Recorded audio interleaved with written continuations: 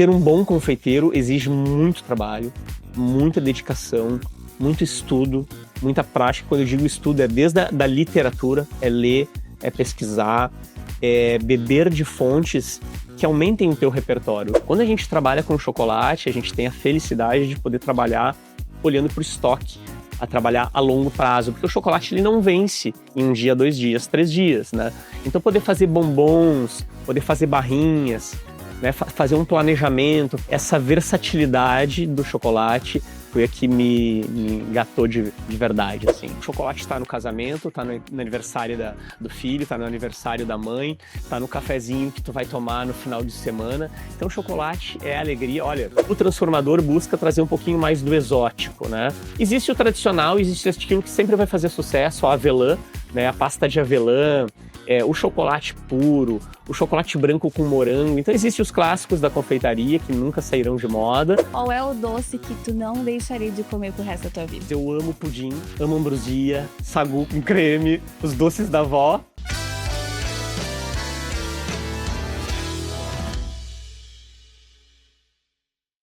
Olá, seja bem-vindo a mais um Conversa com Gabi. E hoje o nosso bate-papo vem com um sabor especial. A Páscoa está chegando e nada melhor do que falar sobre chocolates, doces irresistíveis e o universo da confeitaria. E para isso temos um convidado que é referência na área, um verdadeiro mestre do chocolate, o chefe Cássio Cevallos. Ele tem uma trajetória incrível, recheada de prêmios, experiências internacionais e, claro, muito talento. Já foi eleito o melhor chefe patisserie de Porto Alegre por 4 anos consecutivos e hoje, além de ensinar e compartilhar o seu conhecimento, também ajuda empreendedores a se destacarem no universo da confeitaria. Vamos chamar o chefe Cássio para a sala do Conversa com Gabi? Cássio, seja bem-vindo! Que prazer! Tudo bem? Ai, amei! Vamos para a nossa sala do Conversa, por favor. Cássio, seja bem-vindo! Obrigado. Que prazer te ter aqui. Muito obrigado pelo convite. Muito obrigado. Nossa, pra gente é uma honra ter um chefe aqui, gente. É o primeiro chefe no Conversa, sabia? Que seja o primeiro de muitos. É verdade. Chefe, então, como é que começou a tua história aí no mundo da confeitaria, né? Tu sempre soube que queria seguir nesse caminho? Na verdade, não. Na verdade, eu venho de um outro mundo. Eu venho do mundo das telecomunicações, já em função do meu pai, da família, dos negócios da família. E descobri isso, na verdade, numa viagem para a Europa. Foi uma viagem para a Europa que eu fui fisgado por esse mundo da gastronomia, né, por trabalhar em hotel, trabalhar em restaurante, vi a loucura que era. Tudo bem, eu tinha 20 anos na época, né, então tava tudo muito emocionante, tudo era festa, tudo tava muito legal. Mas foi realmente lá que eu fui fisgado pela gastronomia. E quando voltei pro Brasil, comecei a estudar para ser cozinheiro, na verdade, pra você ver a verdade. Não tinha doce ainda. Não tinha doce na minha vida. Eu adorei comer, tá? Sempre fui um gourmand, então eu adorava comer doce em quantidade. A minha família, minhas avós, minhas tias-avós, sempre muito doceiras, né? Mas eu tinha um projeto de ter algo relacionado à gastronomia. Lia muito sobre comida, queria ser cozinheiro. Fui me inscrever num curso do Senac de cozinha e não tinha mais vagas. Nossa. Mas tinha para confeitaria.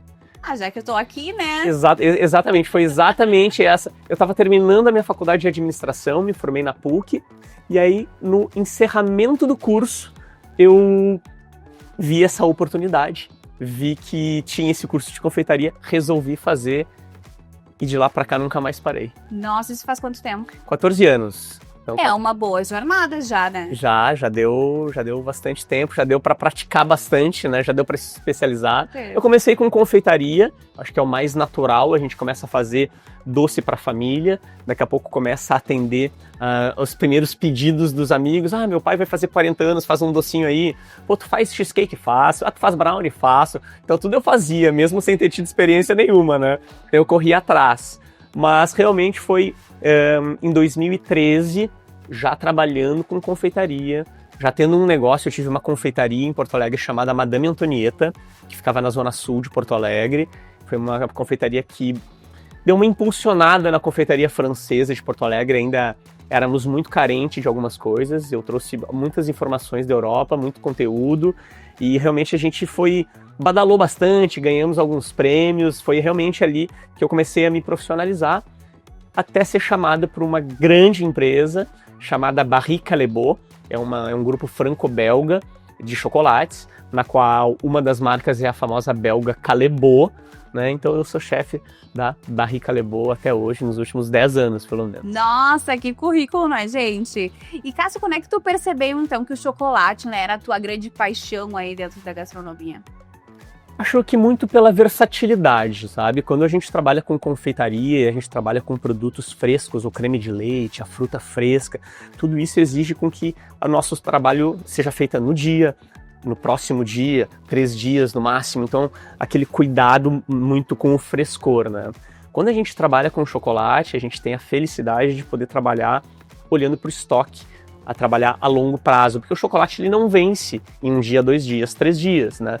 Então poder fazer bombons, poder fazer barrinhas, né? Fazer um planejamento, fazer uma linha de chocolataria, né? Que hoje é grande parte do meu trabalho, é desenvolver projetos de chocolataria para clientes na América Latina toda, tá? Então essa versatilidade do chocolate foi a que me engatou de verdade, assim. Que fascinante, né? Pra muita gente, o chocolate, ele é sinônimo de felicidade, não é mesmo? Tanto pra mim também, né?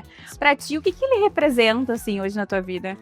Eu acho que da mesma forma, né? Eu acho que é difícil a gente trabalhar com chocolate e vender a sensação do chocolate sem estar diretamente falando de momentos felizes.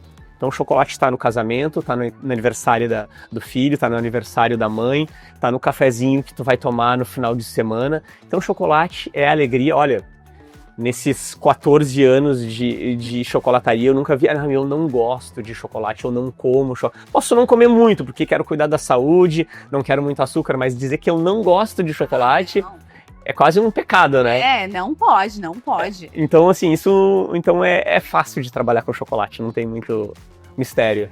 Nós estamos agora, né, entrando no mês da Páscoa, que é uma das épocas mais importantes, né, para a chocolataria. Como é que tu pretende, assim, se preparar para essa data? Porque eu acho que tem um preparo, né, uma programação. Tem uma programação, mas vou te dizer, talvez para tua surpresa e dos nossos ouvintes, né, esse preparo começa muito antes. Ah, é? Então a gente Quando? já está há muitos meses trabalhando em função da Páscoa.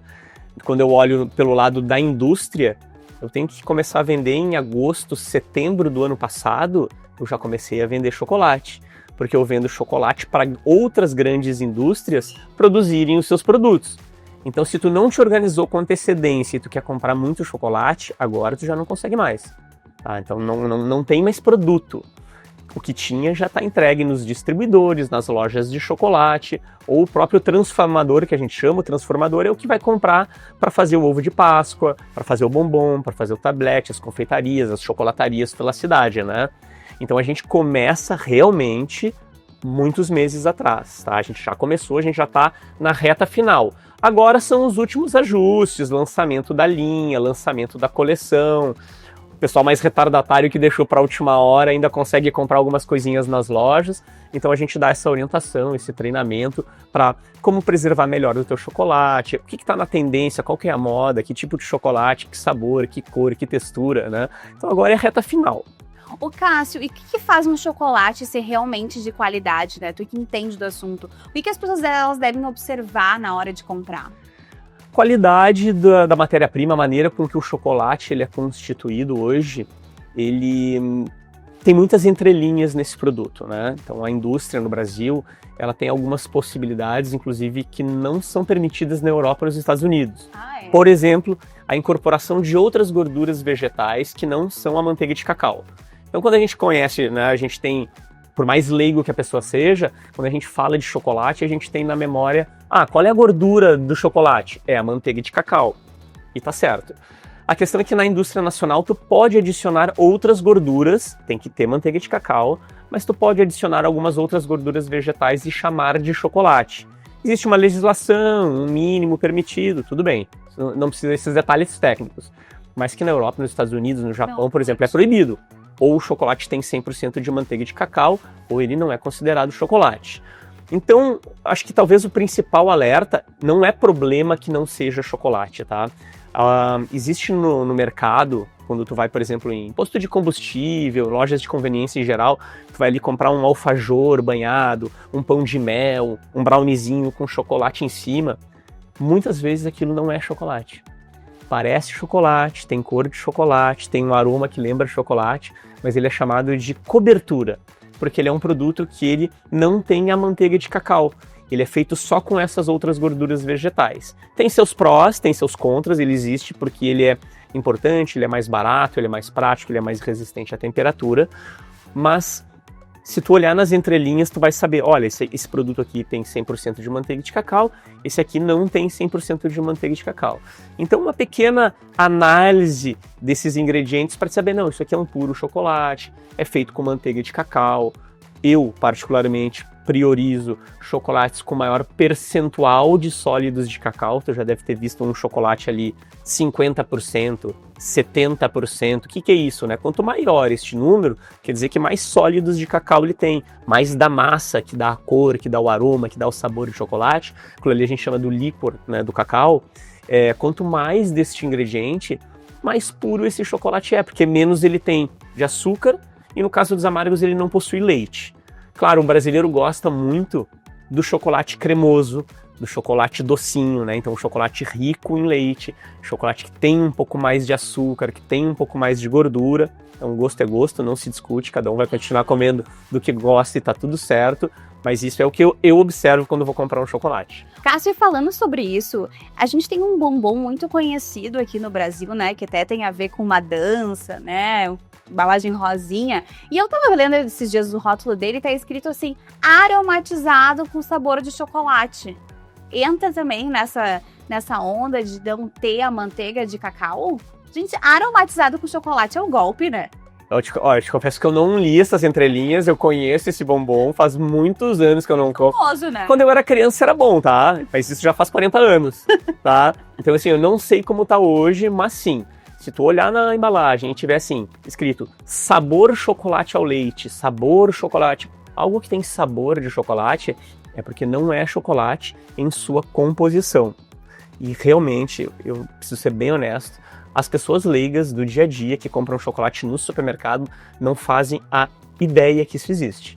Começa a observar agora, e eu tenho certeza que a maior parte das pessoas que está nos olhando vai ser um pouquinho mais criteriosa, ou talvez um pouco mais curiosa. Então tu vai lá comprar um biscoito que tu adora, e esse biscoito tem chocolate, e ele era gostoso e alguma coisa mudou. É que às vezes as embalagens elas não mudam muito, mas tu vai ver antes estava escrito chocolate ao leite. Agora está escrito menorzinho embaixo, sabor chocolate ao leite. Porque eles pararam de usar chocolate e estão usando estas coberturas, que são esses produtos que lembram chocolate, parece chocolate, mas não tem manteiga de cacau. Tudo bem usar, de novo, é uma questão estratégica, de posicionamento, de preço, de praticidade, mas prestem atenção nesses detalhes. Gente, fica a dica. Se tá aparecendo lá o wafer sabor de chocolate, já sabe que não é chocolate de verdade. O Cássio já falou aqui. Cássio, nessa época, né, os ovos de chocolate eles também são super hypados, né? O que define aí um bom chocolate, um bom ovo de Páscoa artesanal? É o recheio, é o tipo de chocolate, a textura? O pessoal que tá de casa quer saber. Sim. Eu acho que é uma das primeiras indicações que eu sempre gosto. Às vezes o pessoal tem um pouco de resistência ao ovo mais artesanal. Porque o ovo artesanal é mais caro. Vamos analisar o preço do quilo, por exemplo. Se tu olhar o preço do quilo de um ovo artesanal feito com um bom chocolate, ele é sempre mais barato do que um ovo de Páscoa industrial feito por aí uma grande marca que está no supermercado para vender. O preço do quilo sempre vai ser mais caro. E o artesanal tem justamente essas possibilidades de usar o alimento com muito mais frescor, com muito mais qualidade que o industrial. Porque o industrial, de novo, quer comprar industrial, tá tudo certo, a indústria tá aí e ela é importante que ela exista, mas quando uma grande indústria vai fazer um ovo de Páscoa para botar na prateleira do supermercado, ela tá preocupada com um produto que vai durar 6, 8, 10 meses na prateleira, porque ela já produziu isso há meses. Tá no estoque dela há meses, vai para a prateleira do supermercado. Se tu for olhar agora, já temos ovos de Páscoa há bastante tempo na prateleira. Então eu preciso de um ovo que dure bastante. Eu não consigo usar uma fruta relativamente fresca, um creme de leite fresco, manteiga, né? Produtos que têm alta qualidade e que são mais caros, num ovo que vai ficar 12 meses na prateleira. Então, assim, acho que é o grande balanço, o grande diferencial entre o artesanal e o industrial fica na escolha e na qualidade da matéria-prima. Então, assim, claro, eu também vendo para a indústria, né? Eu sou uma indústria que vendo para a indústria. Todas as indústrias chocolateiras do Brasil são minhas clientes, então amo todas, tá? Só que tenho esse olhar muito mais carinhoso para o artesanal, para o pequeno transformador que está ali derretendo chocolate, vai fazer 10, 20, 50, 100 ovos de Páscoa naquela edição, porque ele é feito com mais cuidado, com mais carinho. Esse produtor, ele precisa mais, né? A indústria é boa, tem que vender, mas esse transformador precisa agora, no momento em que vivemos, né? Sem entrar muito em economia e política na parada, não é um momento muito fácil, o chocolate está caro, então a gente não pode negar, o chocolate está caro, a gente vive uma crise no cacau hoje, mundial, que a gente não pode fechar os olhos para isso, então o chocolate está caro, então vamos tentar comprar do artesanal um pouquinho mais. Com certeza. Hoje em dia também a gente vê muitas tendências aí na confeitaria, né? Qual é a grande tendência agora para o momento da Páscoa? Olha, a gente sempre tenta olhar para texturas, né? Então tentar um ovo de chocolate que tenha crocância, que tenha maciez, que tenha um bom recheio. A gente não pode negar a febre do pistache que veio ao longo de 2024 de maneira muito mais popular, né? Para que tu saiba, pra gente que é da indústria, pra gente que é profissional da área, o pistache é moda nos últimos 30 anos, tá? Só que realmente ele caiu na mão da massa mais popular de todo mundo hoje, em todas as grandes indústrias, tudo tá tendo pistache, até shampoo para cabelo tem pistache, sabonete de pistache, né? Amaciante para roupa de pistache, né? Mas assim, o pistache ainda vai surfar um pouquinho essa onda, então tu vai ver nesta Páscoa muitas pessoas olhando para o pistache, seja na casca do chocolate, seja no brigadeiro de pistache para rechear, num ganache de pistache para rechear, né, ovos verdiosos no formato de pistache. Então acho que o pistache ainda vai surfar a onda dessa Páscoa de 2025. Tá chegando aí também com uma força o Specklos, né? O Specklos é um biscoito belga de especiarias, né? Não necessariamente belga, há controvérsias, né? Mas vamos lá, tô defendendo a firma, né? Que é um biscoito de canela e especiarias. Alguns dizem que é holandês, né? Então o Specklos está chegando no Brasil com um pouquinho de força também. Então recheio de Specklos, casca de chocolate com Specklos, pozinho de Specklos, é um biscoitinho assim. Então acho que Specklos, pistache, algumas frutas mais selvagens, assim como a amarena, que é uma cereja italiana, um morango selvagem. Então tá se buscando, o transformador busca trazer um pouquinho mais do exótico, né? Existe o tradicional, existe aquilo que sempre vai fazer sucesso, a avelã, né? A pasta de avelã, o chocolate puro, o chocolate branco com morango. Então existem os clássicos da confeitaria que nunca sairão de moda, e existem essas ondas, pistache, Specklos, amarenas, que devem... Que estão na tendência aí, raspando. em 2025 devem surfar essa onda aí. Ô Cássio, e tu cozinha ainda ou hoje não tá mais cozinhando tanto? Eu cozinho em casa, isso não posso negar, assim, meio que fico na obrigação. Acho que quando a gente vira um profissional da área, por mais que eu não seja um cozinheiro profissional, existe sempre aquela expectativa de que eu faça a comida, né? Então, assim, eu faço, mas, assim, despretensioso, alguns encontros com amigos... Não mais do que isso. De maneira profissional, não cozinho, tá sempre em dia ali.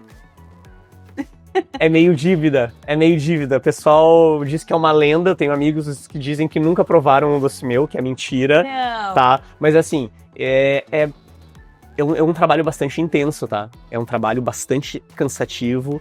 É um trabalho de muito estudo, de muita pesquisa, de muito teste. Então eu te confesso que eu evito um pouquinho fazer doces quando eu não estou trabalhando. Sim. Então o pessoal fica um pouco decepcionado. Em casa eu prefiro levar uma caixinha de chocolate que tá pronto e eu não preciso trabalhar muito. Evito. Mas assim, faço de vez em quando uma moussezinha, um brownie, um docinho, invento uma coisinha ou outra. Final de semana de vez em quando sai. E tu tem alguma receita assim de Páscoa que nunca pode faltar na tua cozinha? Hoje, assim, eu sou apaixonado por uma torta clássica de Páscoa que se chama pastiera de grano, ou pastiera napolitana, que é uma torta italiana, uma crostata, na verdade, porque ela leva uma base crocante de massinha, e ela é feita à base de queijo ricota e frutas cristalizadas, principalmente a laranja, e a base dela, que é o grano, né, é o trigo, o grão do trigo. Então o trigo ele fica de molho no leite, é cozido nesse creme de ricota com raspas de laranja, que não é um gosto tão popular. A galera, minha filha, minha mulher, todo mundo diz que eu tenho gosto de velho. Nossa, mas tu gosta de doce de abóbora, de ambrosia, de sagu. Não, esse é o tipo de doce que eu não faço e adoro comer, tá? Então eu diria que a pastieira de grano é um doce que eu tenho grandes memórias, vendi na minha confeitaria durante muito tempo, por mais que as pessoas não façam. É um clássico que eu acho que eu não deixaria faltar. Mas que delícia, maravilhosa, eu fico com vontade de comer, gente. Não é chocolate. Não é chocolate, maravilhoso. Mas pode ter uma versão achocolatada ali pra quem for mais aventureiro ali. E teve algum doce, assim, que foi um divisor de águas, assim, na tua carreira? Teve, sem dúvida. Né? Quando eu iniciei nessa profissão, e eu acho que é um grande desafio de todo mundo que começa, quase que em qualquer profissão, para onde eu vou, né? Onde eu vou me especializar, onde eu vou estudar mais. E quando eu entrei na profissão, eu não tinha muita certeza do que fazer, né? Eu me formei em administração de empresas, trabalhei com engenharia de telecomunicações, terno e gravata, em pastinha todos os dias, batendo na porta e visitando o cliente, completamente diferente. Outra vida.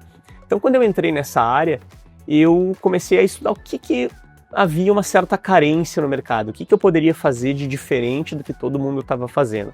Quais eram as referências nacionais, quais eram as referências mundiais naquela ocasião, e vi o que esses caras, o que esses grandes chefes faziam. E aí eu descobri um doce que hoje já é bem popular, chamado macarrão. Né? Então os macarrons são biscoitinhos que são originalmente italianos, mas ficaram muito famosos na França. A França foi a responsável pela popularização desse doce, né?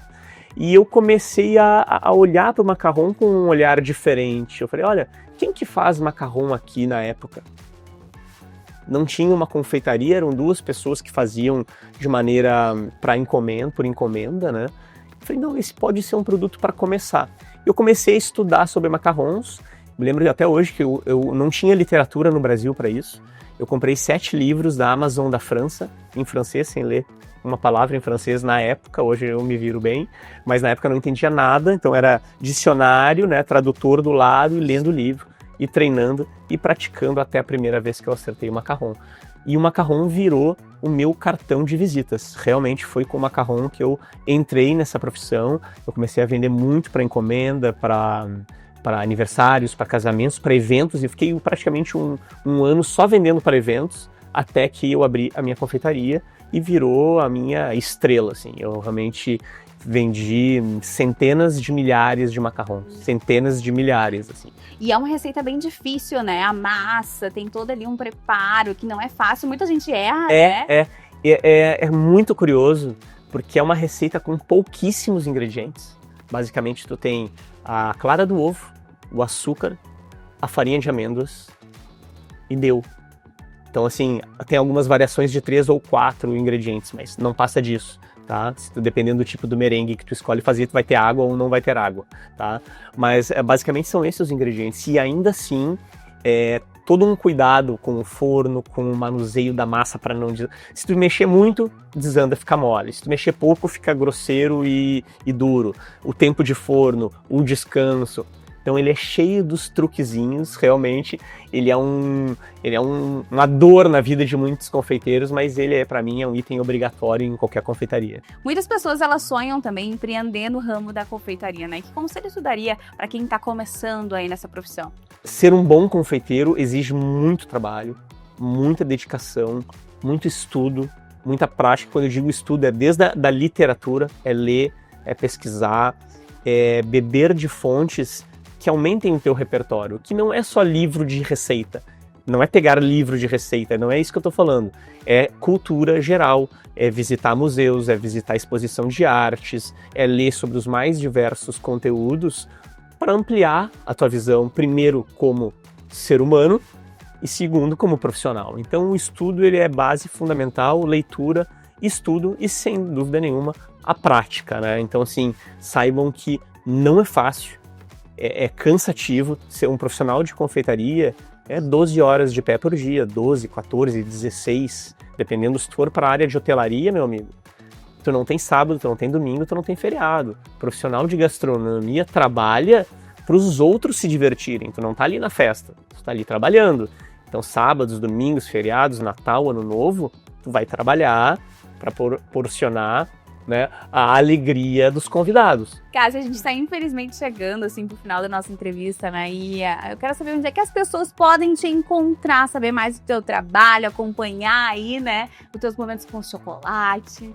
Olha, eu digo, eu sou quase onipresente, porque muitos dos negócios de chocolataria e confeitaria que tem na cidade tem a minha mão, como consultor, como amigo participante, né, em algum momento foram meus alunos, então assim, na minha rede social, Cássio Cevallos, vai encontrar um pouco do meu conteúdo. Eu não sou super criador de conteúdo, mas muitos dos acessos aos meus cursos tem lá. Então eu tenho uma série de cursos gravados que eu fiz, inclusive, ao longo da pandemia. Estão lá à disposição, alguns pagos, outros muitos conteúdos gratuitos, muitas receitas gratuitas. Quando comer um panetone da Balduco, quando comer um cookie da Toddy, quando tomar um sorvete da Bate de Latte, ou grandes outras indústrias da chocolataria nacional, saiba que meu nome tá ali no meio de alguma forma. Pronto, que eles estão achando que é pouca coisa. Cássio, pra gente encerrar, qual é o doce que tu não deixaria de comer pro resto da tua vida? Eu não deixaria de comer pro resto da minha vida? Uau, essa é uma pergunta bastante desafiadora para um confeiteiro, mas eu amo pudim, amo ambrosia, sagu com creme, os doces da avó, doces de Pelotas, aquele ninho de ovos. Não consigo dizer doces caseiros da vovó. Não tem como, né? Não tem como. É isso. Gente, que conversa deliciosa, Cássio. Foi incrível te conhecer um pouquinho da tua trajetória, o universo encantador aí do chocolate, da confeitaria. Tenho certeza que muita gente que nos assistiu ficou inspirada e, claro, com água na boca também, né? Muito obrigada por essa conversa. Obrigado. Viu? Até a próxima. Tchau. Gente, se você quiser acompanhar mais o trabalho, então, do chefe Cássio, siga ele nas redes sociais e fique de olho nas criações, dicas incríveis que ele compartilha. E você que está nos assistindo, continue ligado no Conversa com Gabi, porque sempre temos um convidado especial trazendo informação e entretenimento para você. Até logo, tchau, tchau!